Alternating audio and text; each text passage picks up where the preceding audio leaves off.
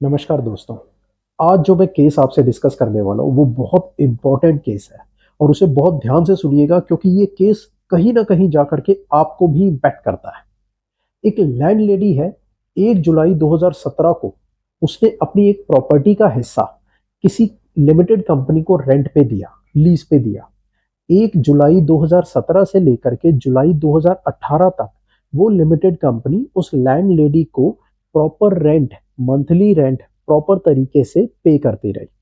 उस लैंडलेडी की एज है 62 ईयर्स ऑफ एज। ठीक है। लेकिन जुलाई 2018 के बाद उस कंपनी ने रेंट देना बंद कर दिया। इस लैंडलेडी ने फॉलो अप किया, तब भी कुछ नहीं हुआ। उसके बाद ये पता लगा कि वो कंपनी जिस उस प्रीमाइसेस के ऊपर जहां वो कंपनी थी वहां पर जीएसटी में assistant commissioner of commercial taxes के असिस्टेंट कमिश्नर साहब ने भी एक प्रोसीडिंग शुरू कर रखी थी उसके अगेंस्ट में।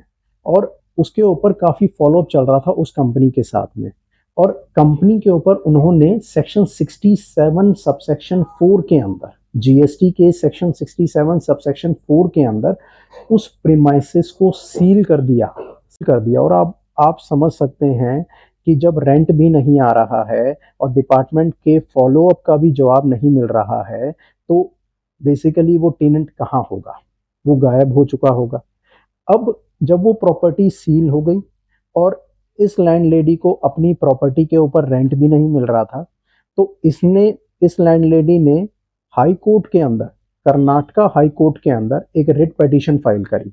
उस रिट पिटीशन के अंदर कहा कि मेरी कोई भी गलती नहीं है, मैंने तो सिर्फ एक कंपनी को अपनी प्रॉपर्टी रेंट पे दी और अब ना मुझे रेंट मिल रहा है और जीएसटी अथॉरिटीज ने उस कंपनी की गलती की वजह से, उस कंपनी के साथ चल रही उनकी प्रोसीडिंग की वजह से मेरी प्रॉपर्टी को सील कर दिया गया है। तो मेरी बस ये प्रेयर है कि मुझे वो प्रॉपर्टी वापस कर दी जाए, अनसील कर दिया जाए और मुझे मेरी प्रॉपर्टी वापस कर दी जाए। कर्नाटका हाई कोर्ट ने इस पूरे केस को सुना। इस पूरे केस को सुनने के बाद कर्नाटका हाई कोर्ट का ये जवाब था कि प्रॉपर्टी की सीलिंग को खत्म नहीं किया जा सकता। प्रॉपर्टी को सील किया गया है एक टैक्सेशन स्टैट्यूट के अंदर, जीएसटी एक्ट के अंदर। और उसी टैक्सेशन स्टैट्यूट के प्रोसीजर के को फॉलो करने के बाद ही उस प्रॉपर्टी को अनसील किया जा सकता है। ये काफी ड्रामेटिक हुआ जिसके अंदर उस 62 ईयर ओल्ड लेडी वो हर एंगल से फंस गई।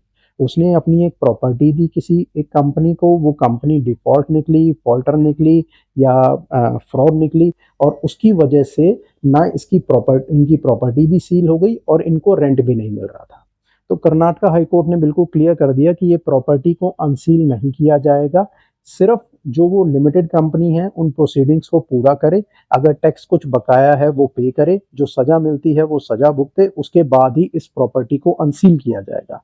बट कर्नाटका हाई कोर्ट ने ये भी कहा कि हम लैंडलेडी को बस इतना कह सकते हैं कि वो प्रॉपर कोर्ट के अंदर जाएं, उस कोर्ट में जाएं और अपने उस टीनेंट के अगेंस्ट में केसेस को फाइल करें और उसी से अपनी प्रॉपर्टी का डिमांड करें, क्योंकि ये प्रॉपर फॉरम नहीं है जहां पर उनकी प्रॉपर्टी को अनसील किया जाएगा। ये एक जीएसटी स्टैट्यूट की बात हो रही है। ये केस हमारा है 17 जून 2020 का। इसके अंदर जो ये केस है हमारा वो है Poonam Anand Kishore Vachani versus assistant commissioner of commercial taxes. Karnataka high court का ये केस है। Thank you.